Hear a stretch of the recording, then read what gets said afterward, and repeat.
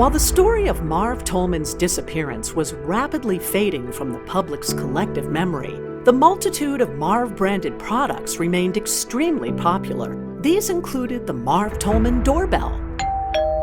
It's not Avon, it's the real you.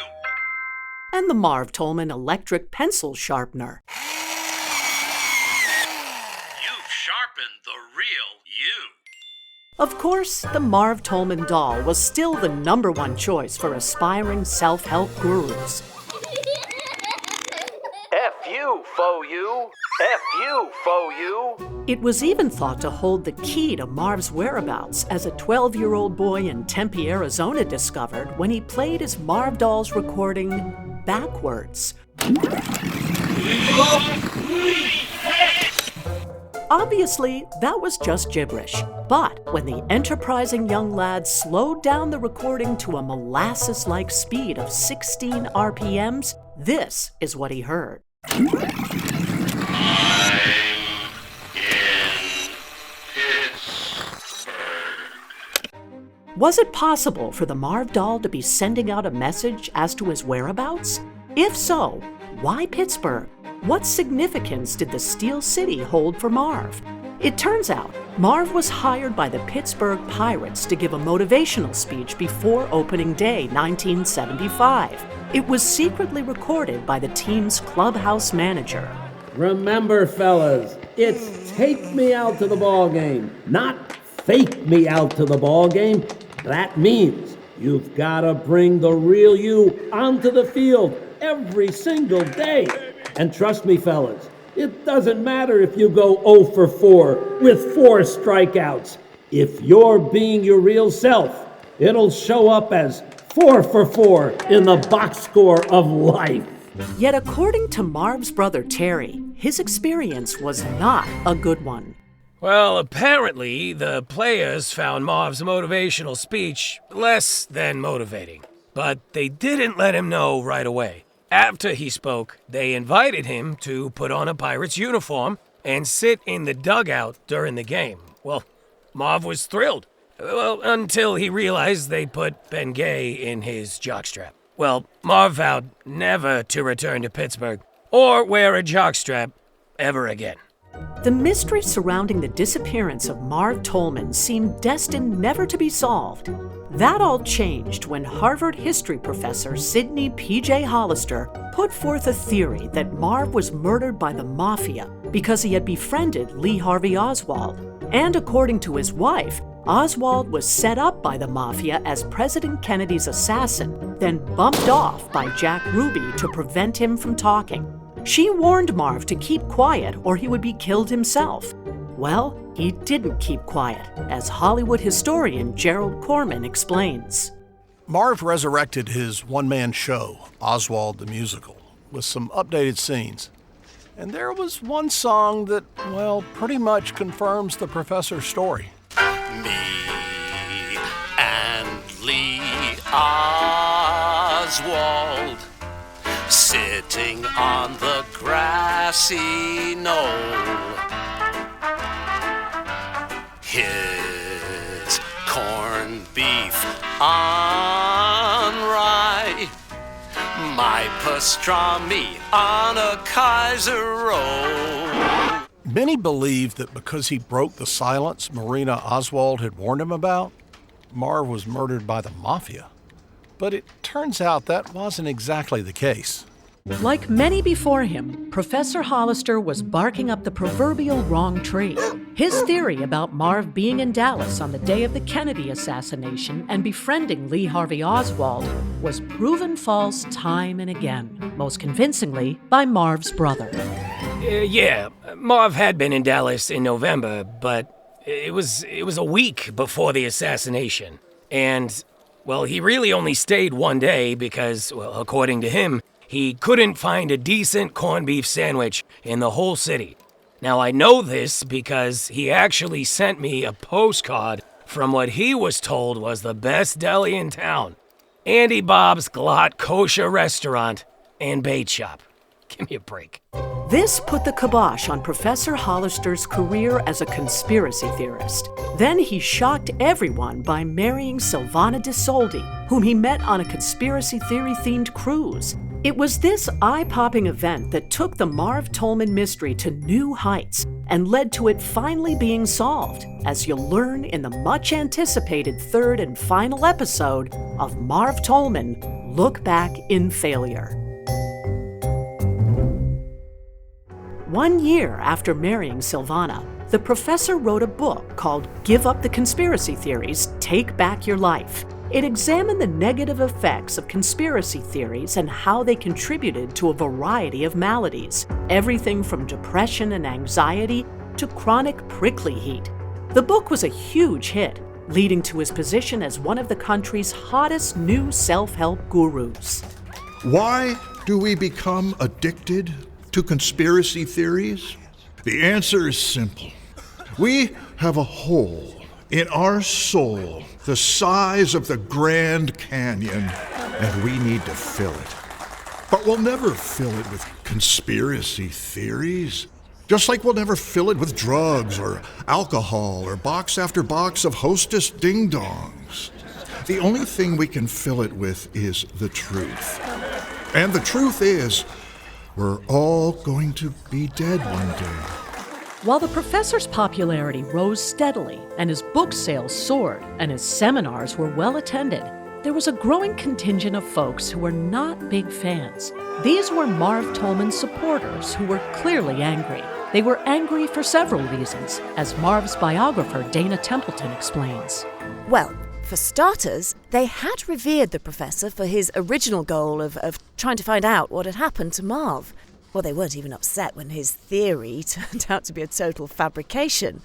What incensed them was that he became a self-help guru. They felt that he became a self-help guru not to help people, but to become successful, rich, and famous. The exact opposite of what Marv stood for. This led to protests outside arenas where the professor was doing his presentations. Fame is fleeting. The real you is forever. Fame is a fool's errand. Shop for the real you. We have a real you and a faux you. Apparently, Professor Hollister is only interested in being his faux you. And to that we say, F you, faux you, University Professor. F you, faux you, University Professor. Shortly after these protests, Professor Hollister briefly stepped away from the self-help guru spotlight. And while the protesters felt it was their handiwork that was at the heart of this decision, it turned out to be something else altogether. He wanted to spend more time with his wife, Silvana, in Italy, which he did. 2 weeks after arriving, tragedy struck.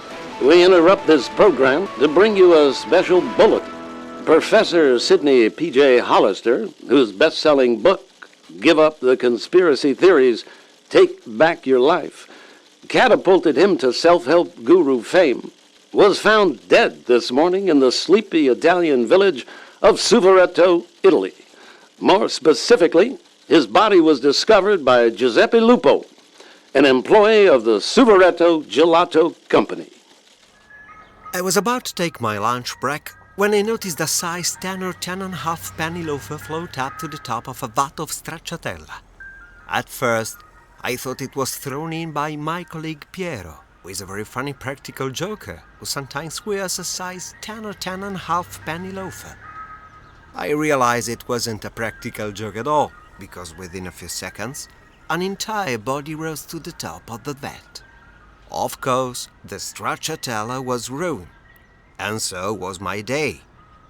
Though, it was not as bad as the day the guy in the vat was having. It was at this juncture that Miles Pfeiffer entered the picture. Pfeiffer was an investigative journalist for the Philadelphia Inquirer. So this whole thing with Professor Hollister and Marv Tollman getting involved with Silvana, writing best-selling books and becoming big-time self-help gurus was definitely fishy. And I could smell it all the way from Philadelphia. Like Harry Kelton before him, Miles Pfeiffer made a pilgrimage to Italy. However, he had trouble finding any locals willing to talk to him because of what happened to the ones who had spoken with Harry. They all died at the hands, or rather paws, claws, or hooves of a different animal. But he did find one person with the courage to talk. It was Angelina Tarantella, Silvana Disoldi's stepsister, who didn't speak English. Miles met with her and a translator, and what he learned was startling. Yeah, I couldn't believe it. I mean, Professor Hollister was not married to Silvana Disoldi. He came to Italy because he suspected she was behind Marv Tollman's disappearance, which Angelina confirmed. The day after I spoke to her, her body turned up in a vat of cioccolato at the Suburban Gelato Company. In a surprise move, Miles Pfeiffer was contacted by Angelina's translator, Chuck Dresner, an American whose father was Italian. But he didn't want to meet Miles in Suvereto for fear of ending up as the gelato flavor of the week. I met Chuck in Livorno, a port city about 35 miles northwest of Suvereto, and the hits just kept on coming. Silvana was not the daughter of Stefano Disoldi. She was his wife. 2 days after their conversation, Chuck Dresner went missing. 2 days after that, his body turned up in a vat of spumoni at the Livorno Gelato Company. And 2 days after that, Miles Pfeiffer saw a news story that knocked him for a loop. It turns out the Suvereto and Livorno Gelato Companies, where 3 people were unceremoniously dunked to death, were both owned by the same person, Stefano Disoldi. You do the math. Miles Pfeiffer was getting closer and closer to solving the Marv Tollman mystery. Then he was knocked for another loop. I got back to my hotel room late one night and was about to go to sleep. I pulled back the covers, and there, in the bed, was the severed head of a Marv Tollman doll. Oh, man. After I lost my lunch in a snack I had in 1962, I got a strange call from a woman named Allison Greenblatt. I was a big fan of the horse's head scene from The Godfather and thought it would be a hilarious way to let Miles know his life was in danger. We didn't appreciate the homage. Go figure. I then tried a more direct approach. In my sweetest voice, I said, "Get your ass on the next flight to Philadelphia." That did the trick. When Miles Pfeiffer arrived at the airport in the city of brotherly love, Allison Greenblatt was there to meet him. Miles recognized me immediately. I was holding a headless Marv Tollman doll.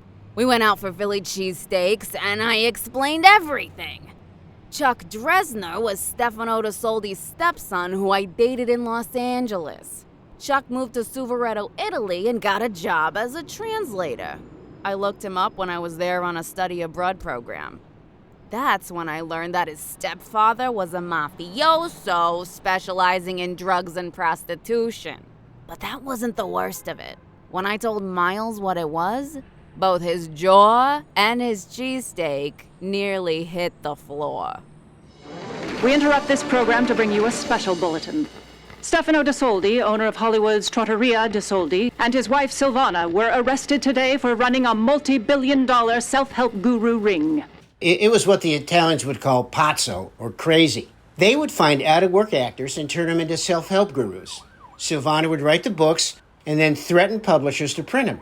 Now, the rest was self-help guru history. And here's the kicker.